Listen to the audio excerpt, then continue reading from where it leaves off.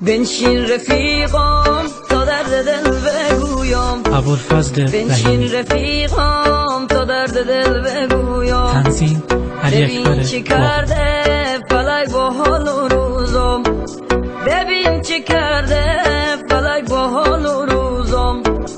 در اوج غربت فقط من تو رو دارم، بیا رفیقام بیا برس به دادم. در اوج غربت فقط من تو رو دارم، بیا رفیقام بیا برس به داد. رفیقام دردت به جونم ای برار مهربونم، یاور غم و جنونم. وقت پیکای شرابه یاد دلای خرابه، گر همش رنج و عذابه.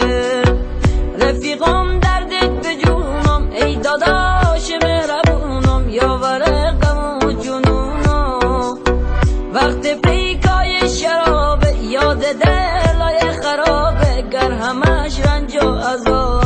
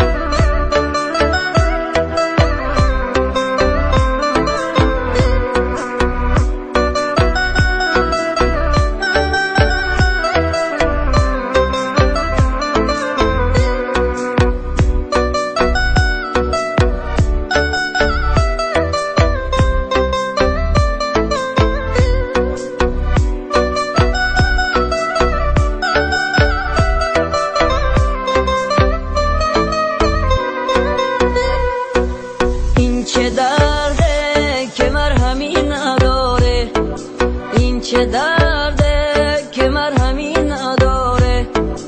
آسمونم به حالمون میباره، رفاقت ما مثال هر که داره. خط به خطش مرهم هر دوایه، رفاقت ما مثال هر کتابه.